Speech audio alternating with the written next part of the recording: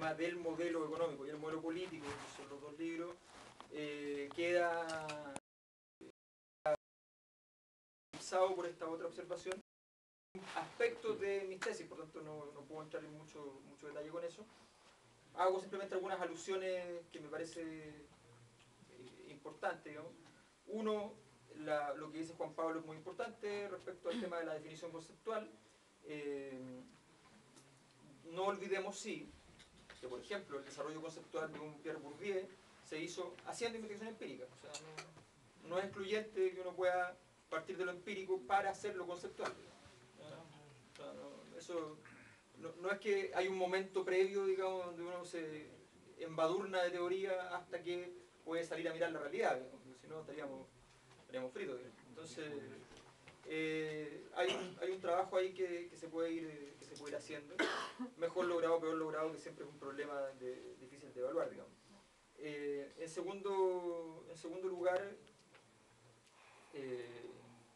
yo incurro en el problema del malestar, no sé muy bien por qué, en una serie de metáforas fisicalistas, como dijo Juan Pablo. Sé muy bien por qué en algunas cosas y no sé muy bien por qué en otras. Que en las que no lo sé, ¿ya? Me es un repertorio útil. O sea, la pregunta mía, me planteo la pregunta simplemente de si las nociones de acumulación de energía, la noción de, por ejemplo, todo esto de compensación, ¿ya?, de una energía con otra, toda esta noción de cuál es el tamaño, la velocidad, ¿ya?, cuál es la posición del proceso, todos esos problemas a mí me han sido muy útiles analíticamente. Por tanto, la pregunta también queda planteada. O sea, tal vez detrás de eso se esconde una ventaja teórica que podamos utilizar. Por ejemplo, a mi juicio, el gobierno nunca tuvo un diagnóstico correcto del tamaño, la posición y la velocidad del proceso. Y por eso, gastando, qué sé yo, 2.000, 3.000 millones de pesos semanales para poder controlar a unos cabros que tenían 500 pesos en el celular, no lo hicieron. Pero lo normal es que ganen, digamos. Y no pudieron ganar, nunca tuvieron el diagnóstico. Entonces, el problema va por ahí. Respecto a la tensión entre ciudadanía y clases sociales, yo no discrepo. Discrepo porque yo divido en dos los libros, pero los dos, si uno se fija, tienen obviamente un punto en común, porque son los dos míos, pero además porque en el fondo debieron ser un solo libro. Yo los separo solamente porque normalmente los seres humanos debemos tratar de dar un mensaje por cada unidad que construimos, digamos. Porque si no, inmediatamente se produce la confusión, a menos que sea un compendio, digamos, tipo Economía y Sociedad de Weber, que jamás Weber lo habría publicado de esa forma, por ejemplo. Ese fue mérito de la mujer que dijo, ah, ya basta, ordenemos esta cuestión y se publica, no voy a tener esta cuestión botada a la basura.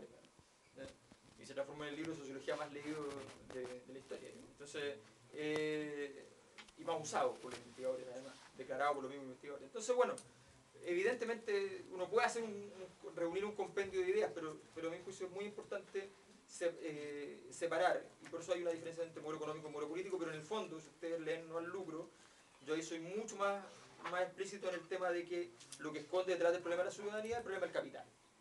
Y es bastante evidente, planteo el tema de los mecanismos de concentración de capital que existen en Chile, ¿ya?, y cómo esos mecanismos de concentración de capital son los que están en juego.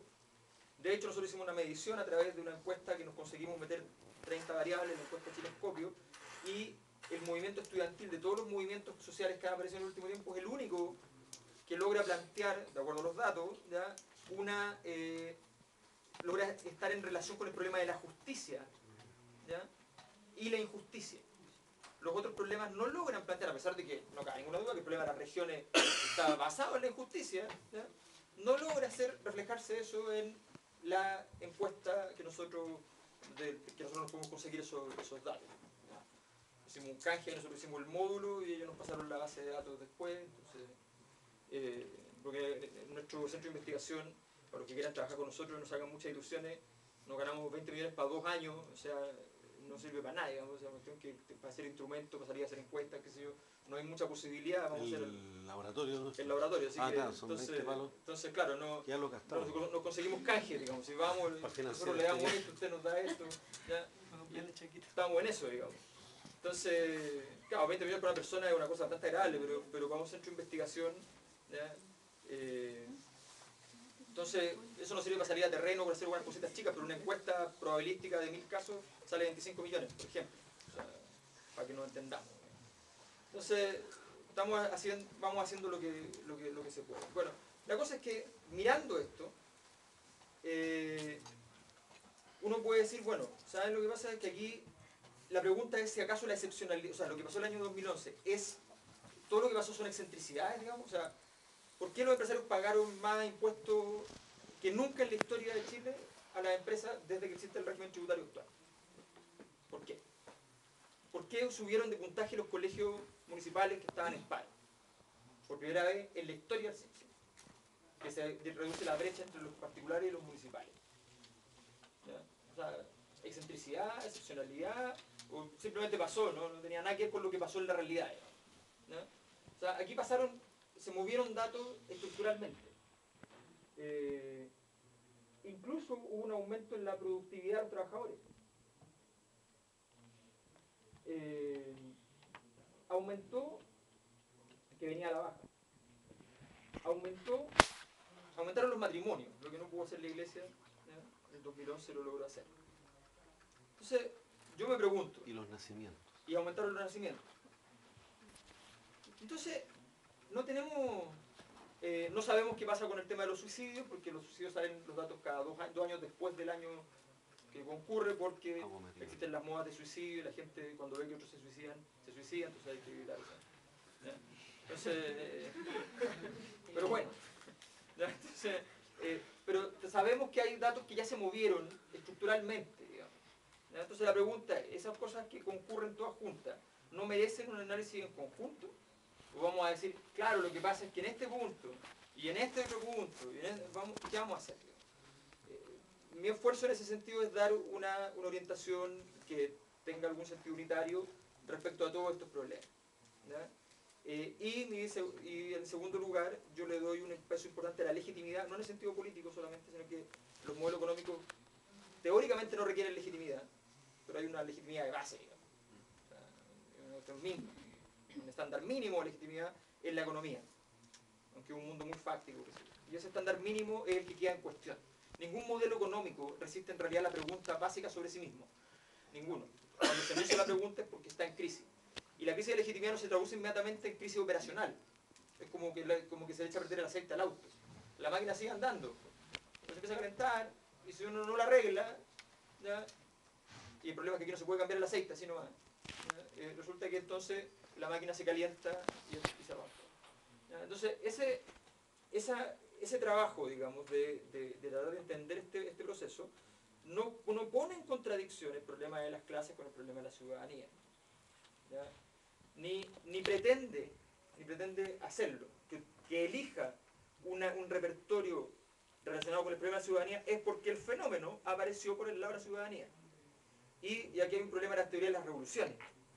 O sea, la teoría de la revolución en el fondo parece establecer un modus operandi de la revolución. Y sin embargo ninguna revolución en la historia tenía la misma ruta. No se parecen en nada a la revolución francesa, con lo que se conoce como la revolución norteamericana, con lo que se conoce como la revolución rusa, ¿ya? Ni las revoluciones en Bolivia, ¿ya? No se parecen en nada. Todas han tenido rutas distintas. ¿Ya? La revolución francesa partió en un proceso de transición, digamos, ¿ya? Donde había debate entre los distintos estamentos, donde estaban trabajando juntos en el Comité de Salud Pública, ¿ya? Donde se reunían y hacían documentos, ¿ya? O sea, nació en ese tono, de que de repente la cuestión escala y ya está. ¿Ya? Y la revolución rusa, teóricamente, desde el punto de vista marxista, nunca se vio haber hecho porque estaba ahí en el feudalismo y te mandaste la transición hacia el socialismo, digamos. Entonces, las revoluciones tienen rutas muy, muy extrañas. Entonces, en ese sentido, yo simplemente quiero dejar planteado que aquí hay un conjunto de preguntas que resolver. Yo planteo una resolución. Me parece muy entretenido en todo caso que empecemos a entrar en ese debate, pero es una discusión que no puedo entrar mucho en detalle porque todo tiene más que ver con el problema del malestar. Gracias, Alberto. A propósito de eso, tenemos un tiempo ahora que se nos ha agotado. El tiempo siempre se para que puedan, no sé si alguien quiere hacer alguna pregunta o comentario. Y además recordarles que nosotros vamos a continuar a las, ¿no es cierto? A las 3:30. A las 3:30. ¿A las 3? ¿Sí? Claro, la idea es también poder, algunas de las preguntas que vamos a hacerle a Alberto podamos verla en la tarde, porque sí, también va a ser interrogado por algunas de las cosas que va a plantear también Carla más tarde. Y van a surgir nuevas cosas con los temas de los otros módulos, que abordan, yo diría, aspectos particulares también de esto. Y tú vas a poner también en la tarde para, sí, para bueno, continuar. ¿hay alguna pregunta? Entonces ahora, preguntas que hayan... Claro, que podamos tener también a la tarde un momento que nos dediquemos a discutir todos. ¿Ah? Sí. Y ahí voy a decir todas para que después no anden acusando que soy... no sé cómo se llama. Acá, machista. No, machista, no, que sea. Sé que, primero sobre la discusión del malestar, yo quisiera acotar que yo me quedo con que el malestar se produce por relaciones sociales objetivas, por dinámicas objetivas del capitalismo en general. La explotación, la presión de clase, etcétera. Entonces preguntarnos por su existencia o no, para mí es igual no tiene mucho sentido. O sea, hay una sociedad como concreta que tiene cierto funcionamiento y que se ha mantenido históricamente desde que surge el capitalismo y desde antes, digamos, en sociedades de clase en general. Entonces, para mí, la pregunta sobre el malestar tiene que ir necesariamente sobre sus formas, sobre la forma fenoménica en la que se expresa este malestar, no sobre su existencia. O sea, y tampoco encuentro útil retrotraer como a la modernidad el hecho del surgimiento del malestar, porque las sociedades de clase aparecen antes de la modernidad y desde ese momento que existe la explotación del hombre por el hombre y ante la opresión de la naturaleza por sobre el hombre. Entonces, yo me pregunto sobre la esencia del malestar, sino que su forma, y en base a eso, ¿qué es lo que puede ocurrir con ese malestar? Con su forma. O sea, puede haber una despolitización, o sea, una apatía general, puede haber un estallido, puede haber un derrumbe del modelo, ¿qué es lo que puede haber? Yo creo que esas son las preguntas que realmente importan. Ahora sobre el tema del derrumbe o lo que viene, o sea, esa misma pregunta